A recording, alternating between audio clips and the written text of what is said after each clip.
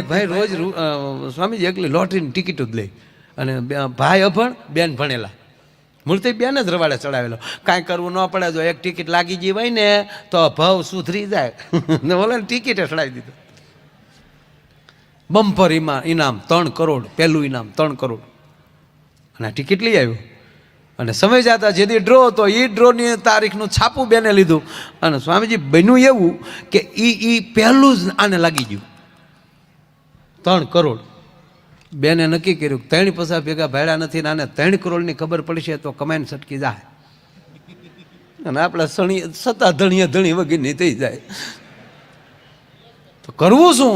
તો એ અંતરિયાળ એક સાધુની મઢી હતી કુટિયા, એ એટલે કાંઈ સાધુ જેવું ના, પણ બિચારા મૂળ તાયે સડી ગયેલા, એ ગાંજા ચોખા પીવે, હજી કાંઈ ગુરુ બુરુ ધારેલા નહીં, ખડિયા પલટન. પણ ગામડાવાળાને ખબર ન હોય આ ક્યાંથી છે, બિહારથી મૂળ વહી આવેલા, ક્રાઇમ કરીને કાંઈક અહીંયા દાઢીને એવું વધી ગયું, અને બાપુ થાપિત થઈ ગયા. ને એ ઉભળક ગાંજા પીવે, ક્યાં વાત આવો ભક્તજન. એટલે ગામ હોય ત્યાં 5 ગંજેરી હોય તો આ ત્યાં બેહવા જતો. તે બેનને ખબર કે જે છે તો એ સંતો છે, એને કહું ને તો આને થોડુંક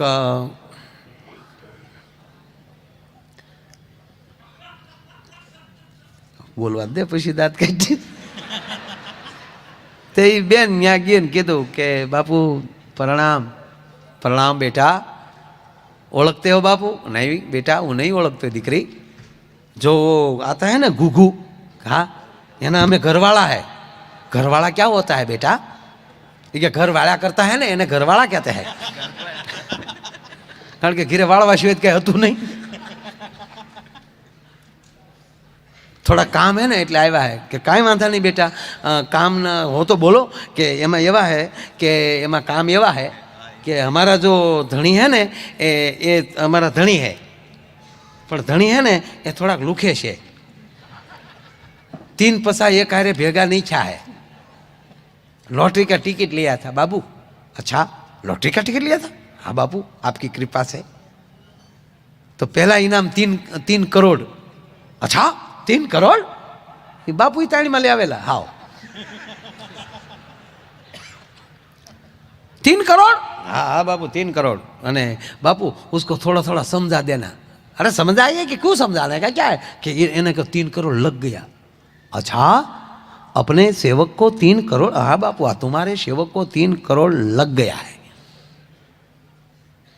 उसको डायरेक्ट कहेंगे ने बाबा तो हमारा किधा एवा मानना है सीधा. आऊ हिंदी में बोले पड़े बोलो तो ये तो सारू बोलो तो सपैया प्रोग्राम करो त्यार ओला के थोड़ું હિન્દી બોલજો આઈને સમજાય.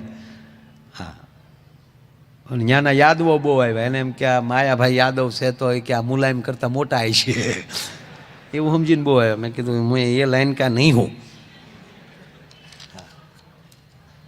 मेरे को तो बापू तुम उसको समझा देना. कोई बात नहीं बेटा, मैं समझा दूंगा. ला बापू डायरेक्ट 3 करोड़ कहेंगे ना तो कमेंट सटकी जाएगा ना बापू, तो नहीं तुम्हारा रहेगा नहीं मेरा रहेगा. कोई बात नहीं बेटा, चिंता मत करो, तुम जाओ घर पे. दिक्री भी गई. सेवक आया. आओ गुगेश, क्या चल रहा है? बापू बहुत अच्छा चल रहा है. चलाओ चलम बनाओ. चलम बनावी. गिरनार के सिद्ध, आबू के बाबू, उत्तराखंड के योगी, सलम के सभी भोगी, सलम में सभी अलम, आलक निरंजन.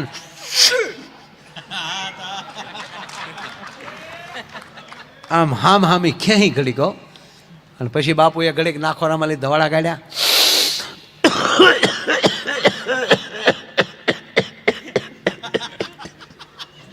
આપણને એમ થાય કે બાપુને ઉધર પૂરી થઈ પણ અધીર સડી ગઈ હોય.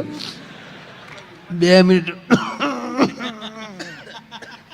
પાણી લાય પાણી નો સલમ પીતા.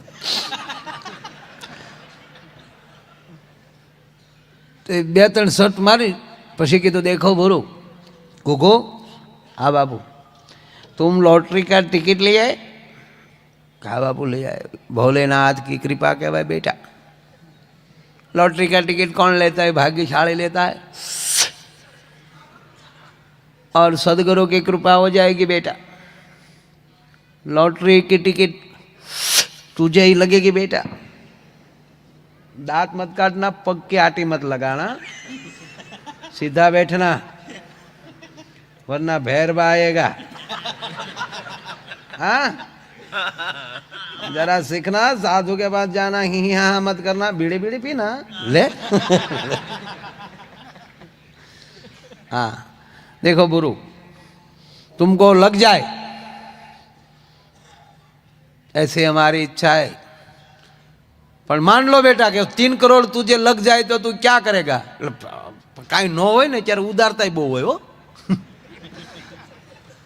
ओलो के बापू कहीं कहीं नहीं, पर मान लो तुझे लग जाए तो तू क्या करेगा? ओलो के बापू अर्धा तमारा, ता बापू नी जटा छूटी गई, એને તો ખબર જ હતી લાગેલા છે ડો ડેટ કરાડ। બાપુ નમોના ડેટ કરાડ। માયા મોટી નાગણી, સોરું પોતાના ખાય, એમાંથી કોઈ ઉગરે તોય મોટો મણિધર કહેવાય। આ માયા મોટી નાગણી, એની વચ્ચેથી નીકળવા માટે કંઈકનું કંઈક કરવું પડે સાહેબ, અને એ સંત જ કરી શકે। અમે પ્લેનમાં જતા હતા, એક મારી બાજુમાં પતિ પત્ની આગલી સીટમાં એક બેઠેલા, તે ઓલો ભાઈ વારા ઘડી ઓલા એર હોસ્ટેસને બોલાવે, દીકરીને, આપણે દીકરી જ કહેવાય ને બેટા, એટલે બિચારી દીકરી ફટદીને આવે, હસતી હસતી પૂછે શું આપું, એટલે આ નાસ્તો મગાવે, પાણી મગાવે, પણ જ્યારે કંઈક દેવા આવે એટલે એટલું મોઢું આમાં સ્માઇલ કરીને આપે। હા હા, એટલે ઓલા ભાઈ એની પત્નીને ઠોહો માર્યો, જો આમ હોય આમ, તમારી પાસે કાંઈક માગીતા મોગા સડાવો છો, આ કેવી હસતી હસતી બધું નાસ્તો અને પાણી આપે છે, જો આમ હોવું જોવે। ત્યારે એ બેન એટલું બોલ્યા કે એ દાંત તારા ડોહા દરવાજા સુધી જ, અને મારે તારે પગીચા ઉતરવાના છે। રોજ તને એટલી સ્માઇલ આપું તો તને ડાયાબિટીસ થઈ જાય। માણસ મીઠો જેટલો હોય એ ભગવાનની કૃપા છે, અને હું તો એમ જ કહું, મીઠું જ બોલો, જેટલું બોલાય એટલું મીઠું બોલો। આપણી વાણી મધુર હશે, આપણી ભાષા મીઠી હશે, તો તમે ગમે એવું બોલતા હશે તો પરિવાર સમાજ એ સ્વીકારશે। આ કોયલ બોલે છે, એનો ટોંકો કેટલો મીઠો લાગે, એના શબ્દો સમજાતા નથી આપણને, કોયલ શું બોલે સમજાતું જ નથી ને યાર, સમજાય છે? હું સમજવું, દેતી હોય આપણને શું ખબર? હા લે, હું આંબા ઉપર બેઠી હતી ને અહીંયા ખાટલો લઈને હું આવ્યો, બહુ સહજ વાત કરું, એના શબ્દો સમજાતા નથી, સારું જ બોલતું હોય નો પ્રશ્ન, પણ ક્યારેક બોલતી હોય ખબર નહીં, જ્યારે બોલે ત્યારે એનો ટવકો મીઠો, શું કામ? એની વાણી મીઠી છે એટલે આપણને સમજાતું નથી, છતાં ગમે છે। મોર શું કહેવા માગે એ આપણને ખબર નથી, છતાં એનો ટવકો મીઠો છે એટલે સમજતા નથી તો એ ગમે છે।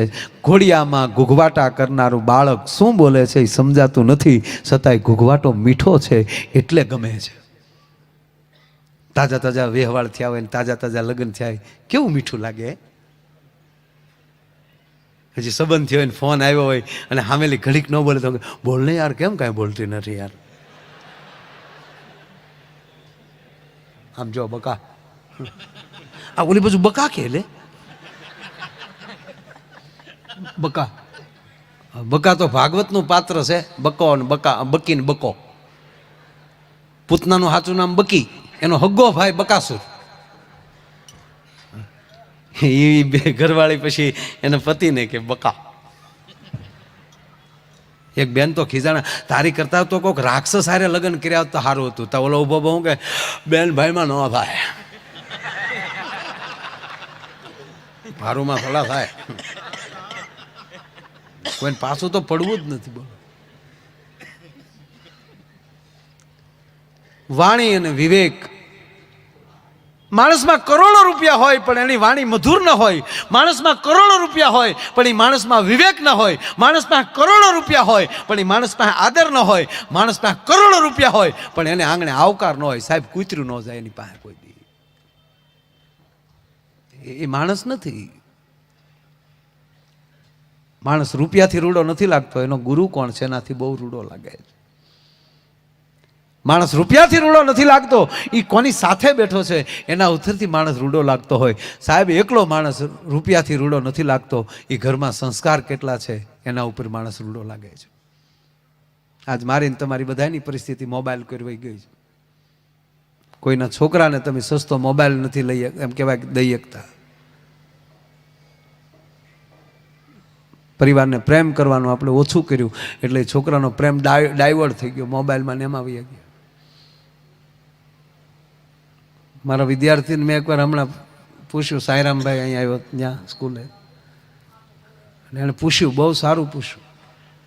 પહેલાં વખાણ કર્યા કે તમને ફેસબુક આવડવી જ જોઈએ, વોટ્સઅપ વાપરતા આવડવું જ જોઈએ. કેટલા છોકરા વાપરે છે અને આવડવું જ જોઈએ, 21મી સદી છે. ત્યાં તો ફટોફટ મળ્યું આંગળી વિશે. તો જાજામાં જાજા ફ્રેન્ડ કોને છે? તો એક છોકરો 5000 પગ્યો.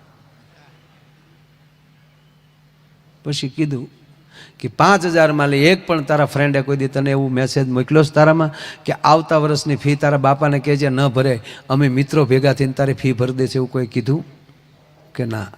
દીકરીઓને પૂછ્યું કે તમારી ફ્રેન્ડો જે બેનપણીઓ છે એમાં એક પણ બેનપણીએ કોઈ દી એવું કીધું કે તારા બાને કહેજે સવારમાં પોતું ન કરા, જેમ વહેલા અમે આવીને તારા ઘરનો કચરા પોતું કરી દેવું, કીધું કોઈ દી કે ના?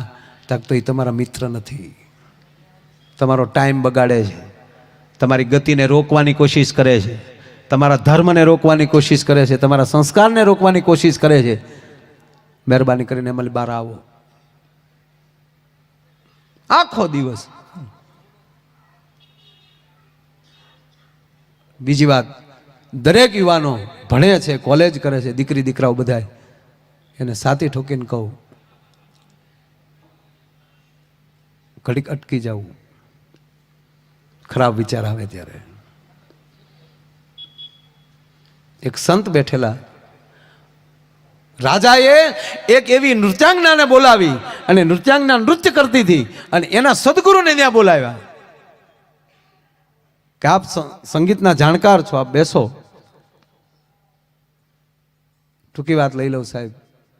અને એને અમુક રકમ થેલી ભરીને આપ્યા કે એવું લાગે તો આ ગાય છે ને એને આપજો, આ કલાકારને આપજો.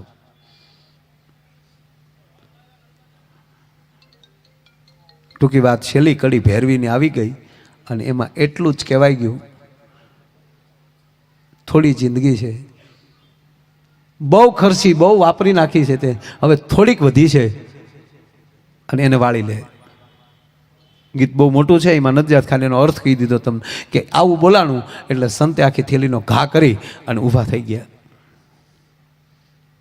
થોડીક વાર થઈ, રાજાનો કુંવર મુગટ પહેરીને બેઠો હતો, રાજાનો કુંવર બાજુમાં હતો, રાજકુમાર, એણે પોતાના મુગટનો ઘા કરીને ઊભો થઈ ગયો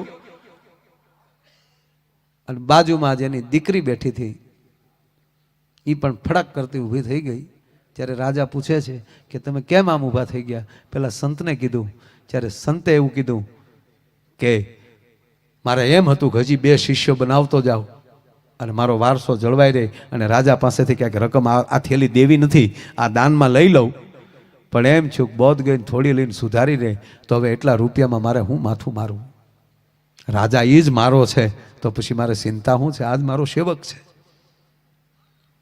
દીકરીને કીધું, દીકરીએ કીધું કે તમે મારો સંબંધ નહોતા કરતા, મારી બુદ્ધિ બગડી ગઈ હતી અને અશ્વપાલના દીકરા સાથે આજે હું ભાગી જવાની હતી, પણ એમ થયું કે જિંદગીમાં થોભી જા, સવારી લે. અને મેં નક્કી કરી લીધું કે મારો બાપ જે કરતો હશે મને ભરોસો છે. એ મેં ટાળી વાળ્યું એટલે અટકી ગઈ. રાજાના કુંવરને કીધું કે તે મુંગટનો કેમ ઘા કર્યો? કે આજ બાપુ તમારો જ રાજ્ય વારો હતો. રાજાને કીધું ને મને ગાજ્ય નથી બેહાડતા ને, એમ હતું કે આજ રાતનો ગોબો ઉપાડ લેવો છે, એટલે કીધું કે આવો જ બાપ હોય તો આ મુંગટને મારે શું કરવો? ભલામણા જેના માવતર જ આવા હોય તો સત્તાને મારે શું કરવી?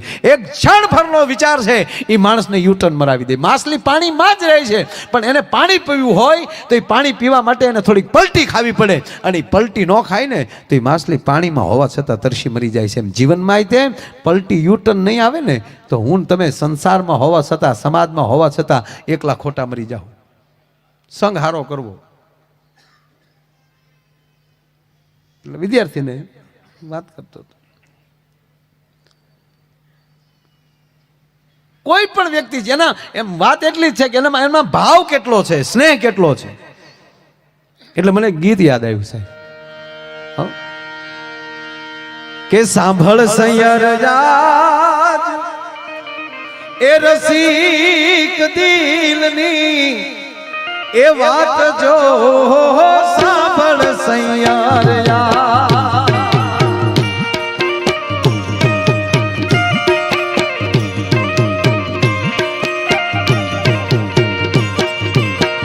આજે અમે યાદ રાજ દીઠા રૂપથી ગુણવાલા રે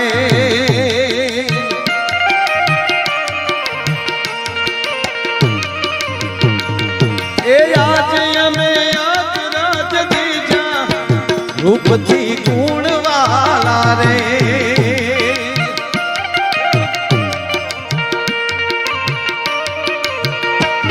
એ સાંભળ સૈયર યાદ સાંભળ સૈયર એ સાંભળ સૈયર આજ રસિક દિલની વાત જો સાંભળ સૈયર યાદ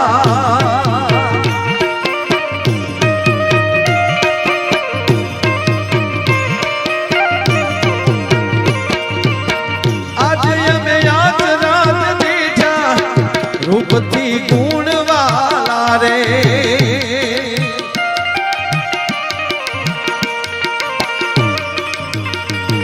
એ આજે અમે આજ રાત દીઠા રૂપથી ગુણવાલા રે ગુણવાલા રે ગુણવાલા